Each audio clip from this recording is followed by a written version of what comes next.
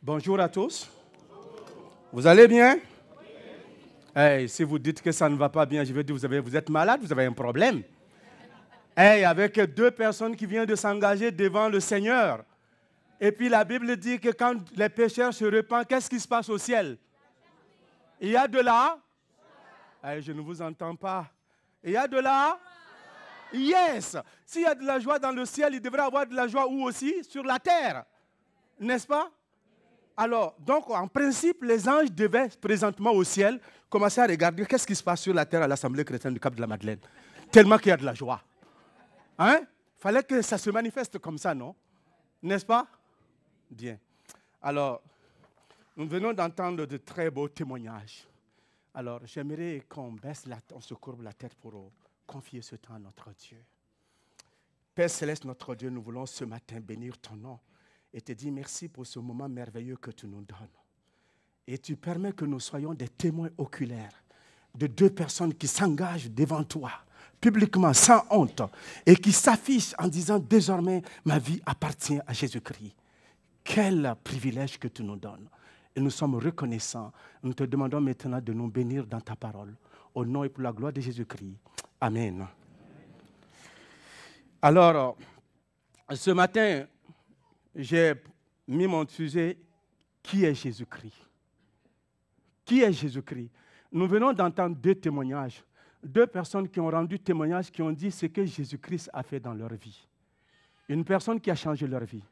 Une personne qui a transformé leur être. Une personne qui a impacté leur vie, pas pour l'instant, mais pour l'éternité. Parce que ce qui vient de se passer va continuer pour l'éternité. Parce que quand Dieu agit dans une vie, ce n'est pas pour temporairement, c'est pour toujours, surtout quand ça concerne le salut éternel. Alors, donc, beaucoup de gens se posent la question, qui est cet homme qui change les vies? Qui est cet homme qui guérit? Qui est cet homme qui est capable de prendre un cœur brisé, comme nous l'avons entendu, et l'amener à devenir un cœur guéri, formant, et qui travaille pour la gloire de Dieu? Qui est cet homme-là? Qui fait ce que nos médecins les plus doués ne sont pas capables de faire. Alors, il s'appelle Jésus-Christ. Mais qui est-il? Et la même question a été posée dans la parole de Dieu. Jésus pose la question à ses disciples dans Matthieu chapitre 16, à partir du verset 13 jusqu'au verset 17. Il marchait avec ses disciples dans la région de Césarée. Il dit à ses disciples, « Qu'est-ce que les gens disent de moi? Qu'est-ce qu'ils disent que je suis? » Et certains disent, « Ah, les disciples disent, certains disent que tu es le prophète. D'autres disent que tu es Élie. D'autres même pensent que tu es Jérémie. » Alors ils se virent vers ses disciples et disent, « Mais vous, que pensez-vous ou qui dites-vous que je suis? » Quelle a été la réponse? Le savez-vous? Pierre a répondu, « Tu es le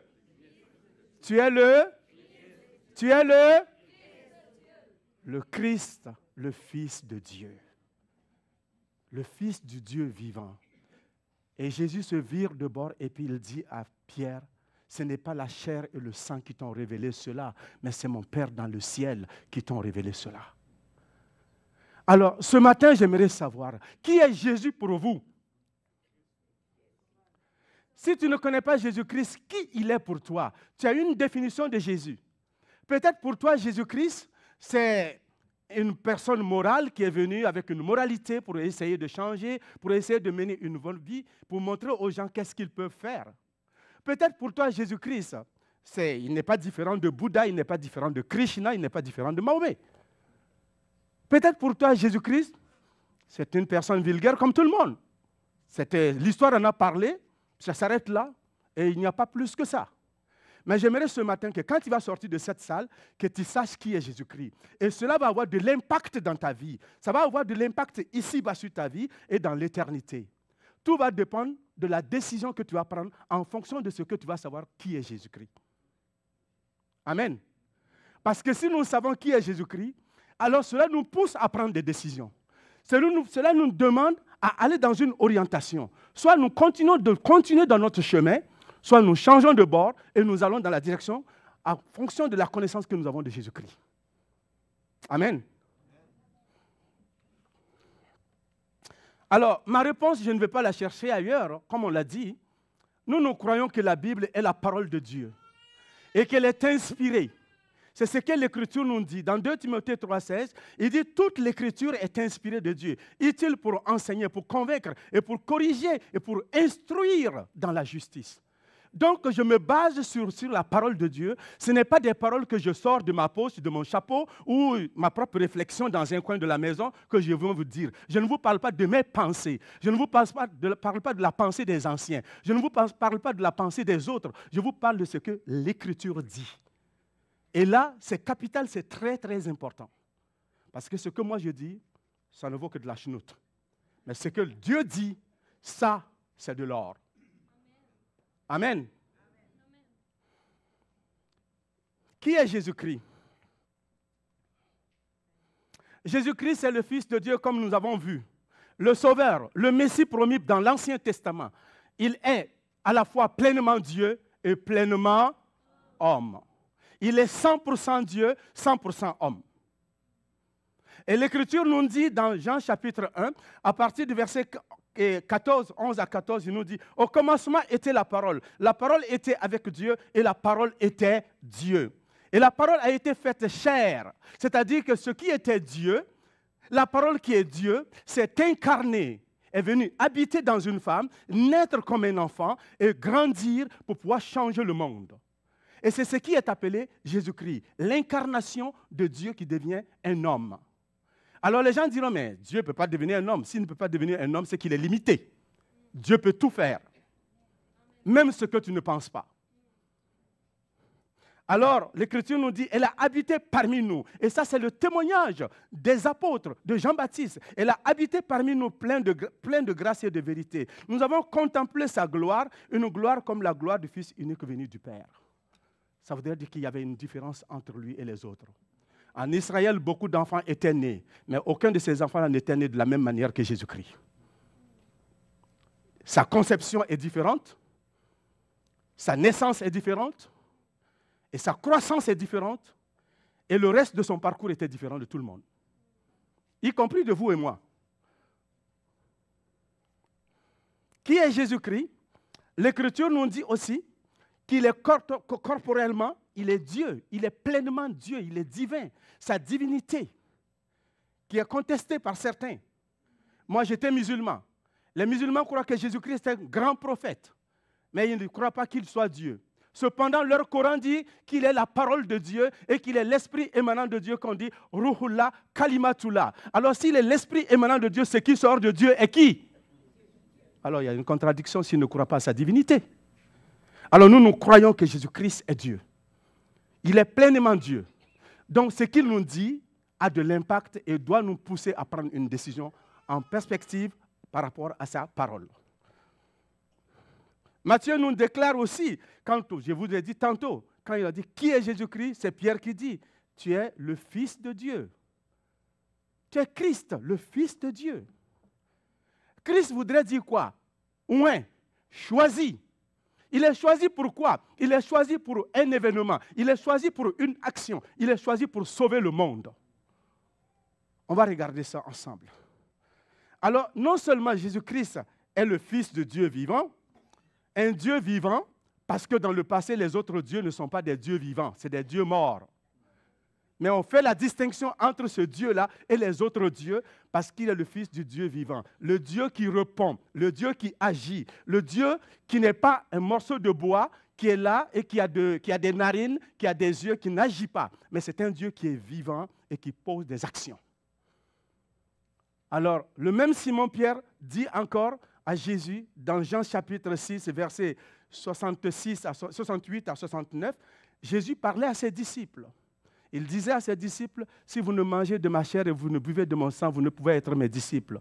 Et les gens ont dit, mais sommes-nous des cannibales? On ne peut pas marcher avec lui, nous on va partir. Ils ont commencé à l'abandonner. Jésus se vire de bord, il demande à ses disciples, et vous, vous ne partez pas? Et Pierre répond, à qui d'autre irions-nous? Tu as les paroles de là? Tu as les paroles de là? Et c'est important. À qui d'autre irions-nous? Il y avait César, Il y avait des rois, il y avait des hommes puissants de leur époque, des gens qui avaient de bons témoignages. Mais certains ont viré de bord et dit, et ils ne veulent plus suivre Jésus-Christ à cause de son langage. Jésus ne s'est pas viré de bord pour dire à ses disciples, s'il vous plaît, vous aussi ne partez pas, ne me quittez pas, s'il vous plaît, restez avec moi. Non, non, non. Il dit, vous, que faites-vous? Ils disent, mais nous, on ne va pas partir comme les autres. Nous ne faisons pas de suivisme, nous. Nous, on croit, on a vu, on a marché avec toi, on sait que tu es le Fils du Dieu vivant. Tu n'es pas n'importe qui. Par tes œuvres, par tes actions, par tes paroles, par tes miracles, par tes prophéties, par des choses que tu as dit d'avance, tu n'es pas n'importe qui. Tu es le Fils du Dieu vivant. On va te laisser toi pour aller flâner avec qui? Non, non, non. Nous, on reste avec toi. La question ce matin, qui est Jésus pour toi? Fils du Dieu vivant?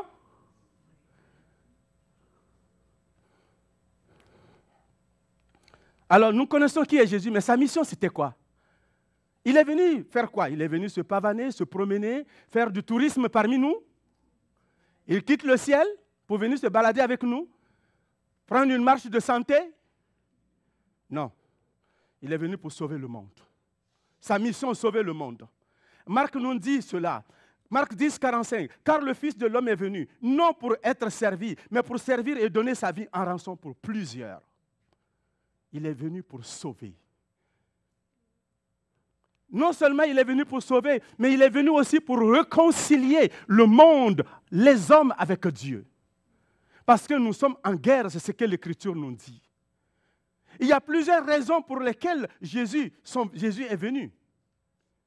Mais je vous énumère 3 seulement ce matin. Si vous voulez savoir le reste, lisez votre Bible. Sinon, venez dimanche ou un autre jour, je vais prendre le temps pour vous expliquer. Sinon, d'autres anciens le feront. Il est venu pour nous réconcilier. 2 Corinthiens 5, 19, ça c'est notre frère et apôtre Paul qui rend témoignage aux Corinthiens. Il dit, Dieu était en Jésus-Christ, réconciliant le monde avec lui-même. Dieu est venu nous visiter. Nous sommes coupables, nous avons fait des bêtises, nous sommes en guerre. Et puis, au lieu que lui reste au ciel pour dire, écoute, moi je suis le Dieu Tout-Puissant, j'ai raison sur vous. Je vous ai créé, je vous ai donné la vie. Et puis si vous ne faites pas ma volonté, je vous rase et puis j'en crée d'autres nouveaux parce que je suis capable. Je n'ai même pas besoin de rentrer à l'usine. Je forme le mot et les choses viennent à l'existence. Ça, c'est notre Dieu. La seule chose que Dieu a pris de ses mains pour former là, c'est nous, c'est l'être humain. Sinon, tout le reste que vous voyez dans la planète, dans les cieux et sur la terre, Dieu n'a pas pris la main pour fabriquer. Il le prononce et les choses viennent à l'existence. En arabe, on dit « kun fayakun ». Soit et la chose vient à l'existence. Toi, tu es capable de faire ça? Trump est capable de faire ça? Poutine est capable de faire ça? Alors, ils peuvent augmenter 25%, mais ils ne peuvent pas changer. Hein? Alors, donc, nous, on a un Dieu puissant. Quand il proclame, les choses viennent à l'existence. C'est pourquoi tu n'es pas n'importe qui. Il vient te chercher. Il veut te réconcilier avec toi. Parce que quand Dieu a créé l'être humain, il a pris, il a soufflé dans ses narines. Et il a commencé à marcher. Il devient un être humain, il commence à marcher. C'est le seul être en qui Dieu a soufflé son souffle dans ses narines. Les autres, il n'a pas soufflé en eux. Il a proclamé, puis c'est bien. Ça existe. C'est pourquoi tu n'es pas n'importe qui. Tu es différent des autres choses. Je suis différent des animaux, différent de tout. J'ai l'intelligence, vous avez l'intelligence. Nous sommes différents. C'est pourquoi nous sommes importants aux yeux de Dieu. C'est pourquoi on dit que l'homme est créé à l'image de Dieu. Est-ce que vous comprenez?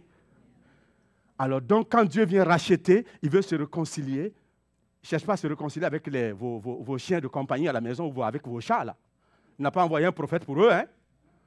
Il n'a pas envoyé de messager pour eux. Mais pour toi et moi, il a envoyé un messager. Un ambassadeur quitte le ciel pour venir nous parler. Ce n'est pas n'importe qui, ça. Amen.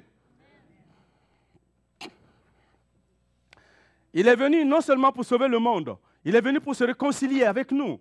Il est venu aussi pour montrer le chemin qui mène au Père. Parce que Jésus dit, je suis le chemin, la vérité et la vie. Nul ne vient au Père que par... Il peut y avoir plusieurs chemins. Il y a Bouddha, il y a Krishna, il y a Mahomet, il y a tous raéliens, il y a tout. Vous pouvez dire. Mais aucun de ces chemins-là ne mène à Dieu. Vous allez dire, mais Adama, Ça ne va pas chez toi? Si, ça va très bien chez moi, parce que c'est l'Écriture qui le dit, ce n'est pas moi. Et ce que la Bible dit est vrai.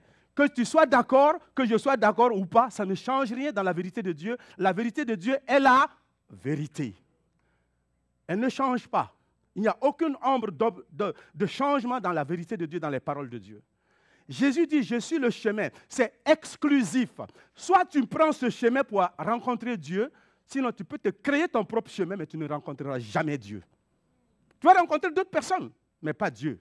Le Dieu vivant que Jésus-Christ est venu révéler, tu ne vas pas le rencontrer sur autre chemin si tu ne lis pas sa parole et si tu ne crois pas à ce qu'il a dit. Et Acte 4:12 nous dit, il n'y a de salut en aucun autre, car il n'y a sous le ciel aucun autre nom qui nous a été donné parmi les hommes par lequel nous devions être sauvés. Donc Christ est le chemin exclusif. Exclusif. Il n'y a pas à dire on va négocier à côté. Il n'y a pas à dire Seigneur, on va barguiner un peu. Il n'y a pas de barguinage là. Tu n'es pas au marché de puce. Hein? Alors avec Jésus, tu marches, sinon ça ne marche pas là. Alors de quoi Jésus est-il venu nous sauver et nous réconcilier avec Dieu? Oui, on vient de voir que Jésus, qui il est. On vient de voir quelle est sa mission, il est venu. Mais il vient nous réconcilier avec qui? Il est venu nous sauver de quoi? C'est une bonne question, non? Il est venu nous sauver du péché. La Bible nous dit que nous sommes tous pécheurs. Mais ici, il nous dit dans Romains 3:10, il dit selon qu'il est écrit, il n'y a point de juste, pas même un seul. Hey! Moi, je suis juste. Moi, j'ai fait de temps en temps de bien, mais tu n'as pas pensé à ça, tu ne prends pas ça en compte, toi, au ciel, là-bas? Non, non, non. Parce que le bien que toi, tu fais là, c'est nous, les humains, on considère que c'est bon. Mais lui, selon ses critères, ton bien là ne rentre pas dedans.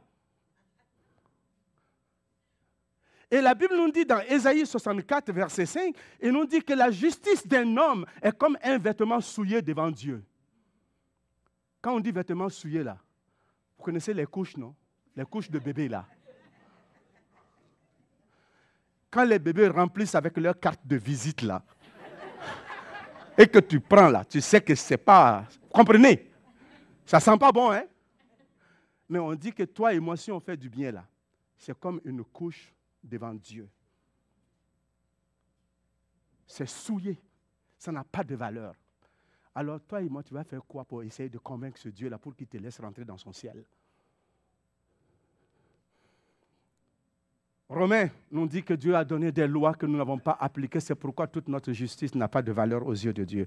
Or, nous savons que tout ce que dit la loi, elle le dit à ceux qui sont sous la loi, afin que toute bouche soit fermée et que tout le monde soit reconnu coupable devant Dieu. Car tous ont péché et sont privés de la gloire de Dieu.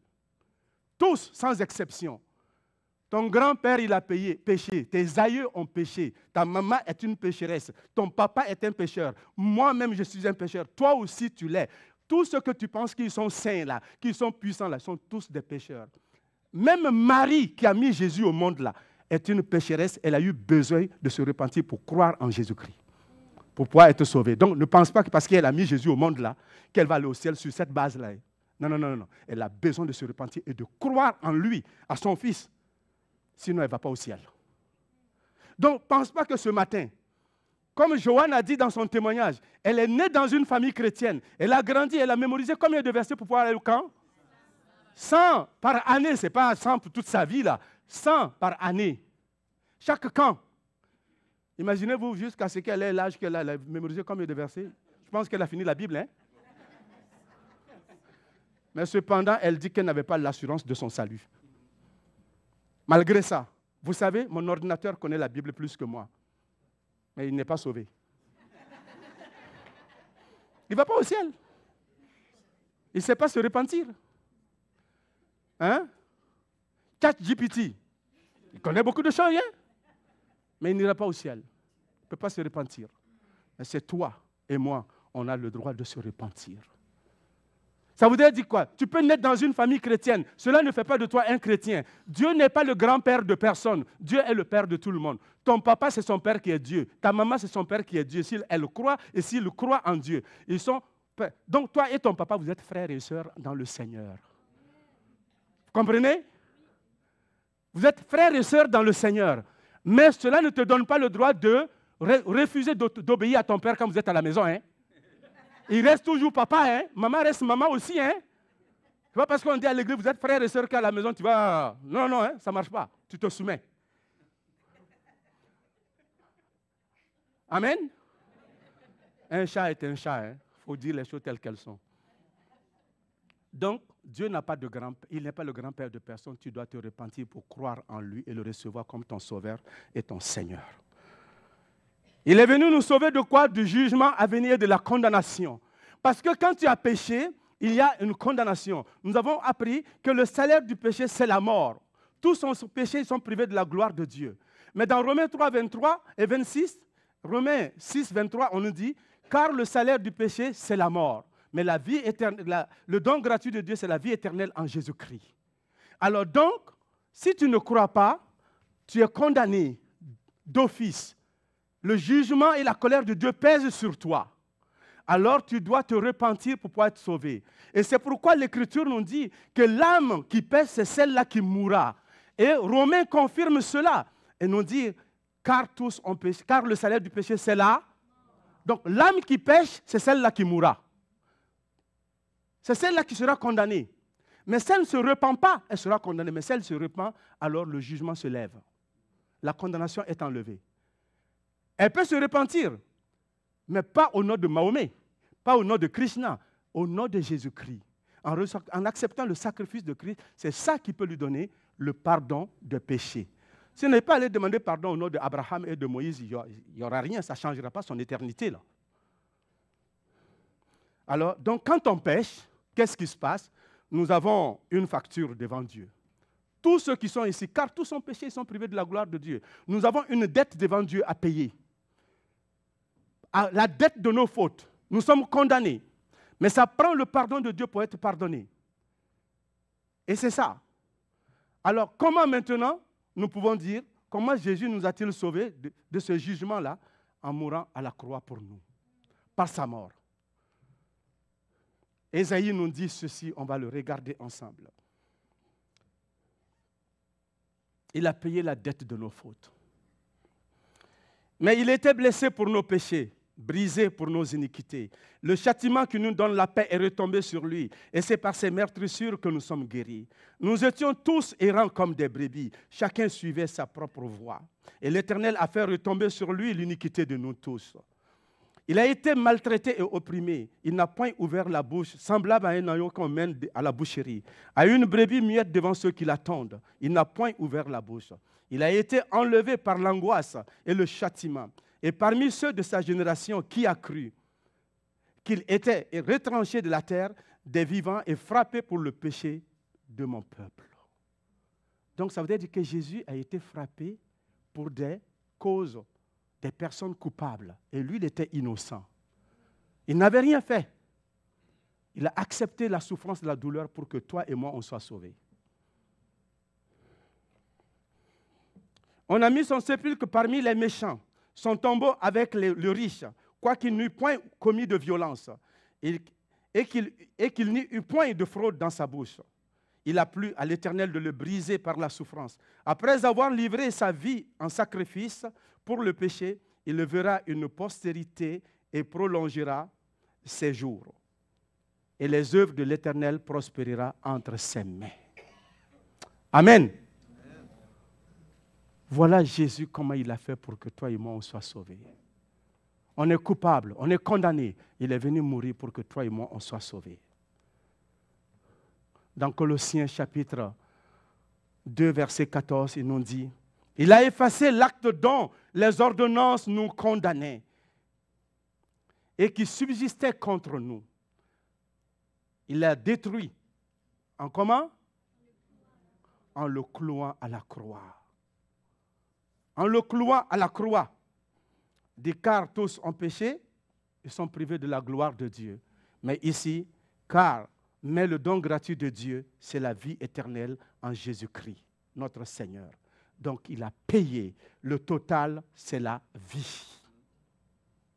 Il a payé ta dette. Et puis quand tu prends ta facture là, Satan prend ta facture, vient te montrer, hey, toi tu es coupable là.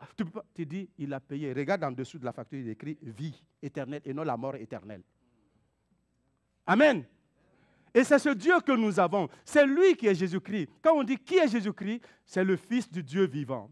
Le Christ, celui qui est choisi pour venir sauver le monde. Celui qui est venu donner sa vie pour que toi et moi nous soyons sauvés. Celui qui a payé la dette de tes péchés et du monde entier. Si tu places ta foi dans ce sacrifice, tu peux être sauvé.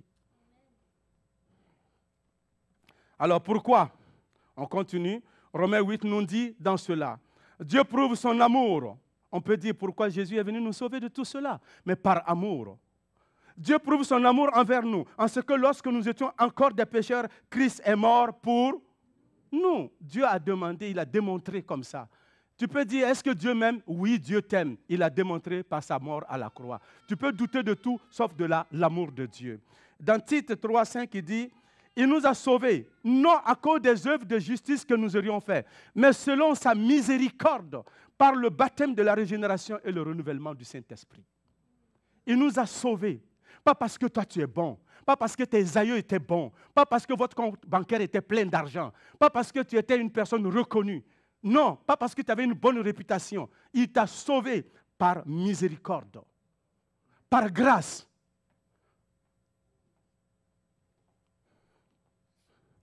Et maintenant que nous savons que Jésus-Christ est le Fils de Dieu vivant, le Christ choisi, qu'est-ce que cela implique pour nous? L'impact de cela.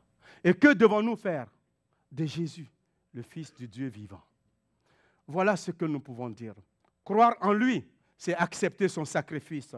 Se repentir, tu peux te repentir si tu ne crois pas en Jésus-Christ. Toi qui n'es pas chrétien, qui ne vis pas avec nous, qui n'a pas reçu Jésus-Christ comme ton Sauveur et ton Seigneur, l'acte que tu dois poser par rapport à ce que tu viens d'entendre ce matin, c'est de croire en lui, c'est-à-dire accepter le sacrifice de Christ et te repentir de tes péchés, c'est-à-dire tout ce que tu as fait pour dire que tu les regrettes et tu demandes pardon à Dieu. Recevoir Jésus-Christ comme ton Sauveur et ton Seigneur. Le salut, un don de Dieu. Comme on nous dit, car c'est par la grâce que vous êtes sauvés, par le moyen de la foi. Et cela ne vient pas de vous, c'est le don de Dieu. Ce n'est point par les œuvres, afin que personne ne se glorifie. Au ciel, personne ne pétera ses bretelles en disant, si tu savais comment j'ai travaillé pour être ici. Non, c'est gratis, sur la base de l'œuvre de Christ. Et le suivre son enseignement.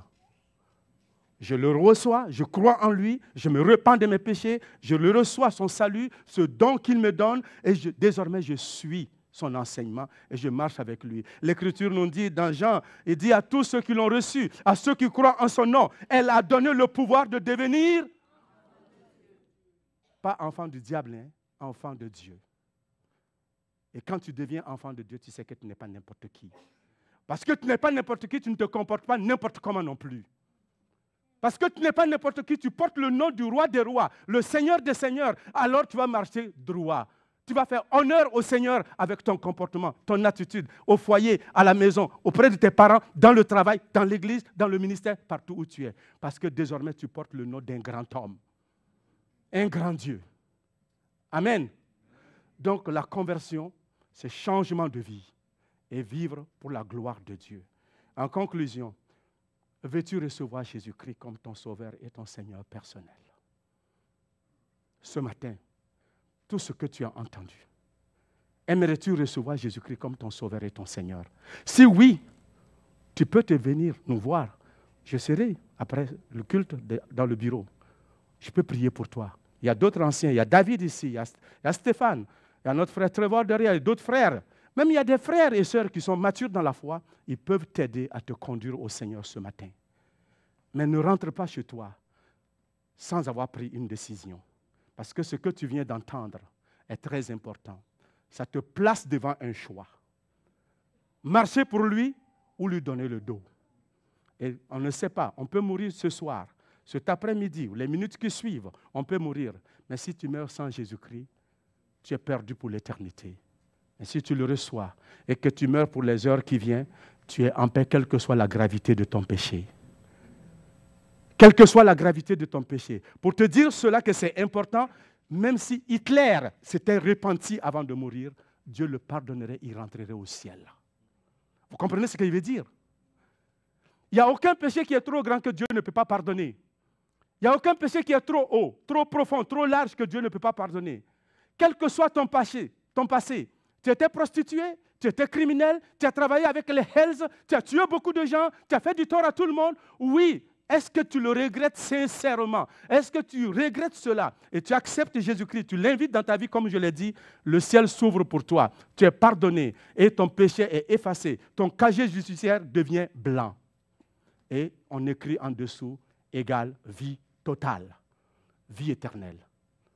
Que le Seigneur vous bénisse. Amen. Merci.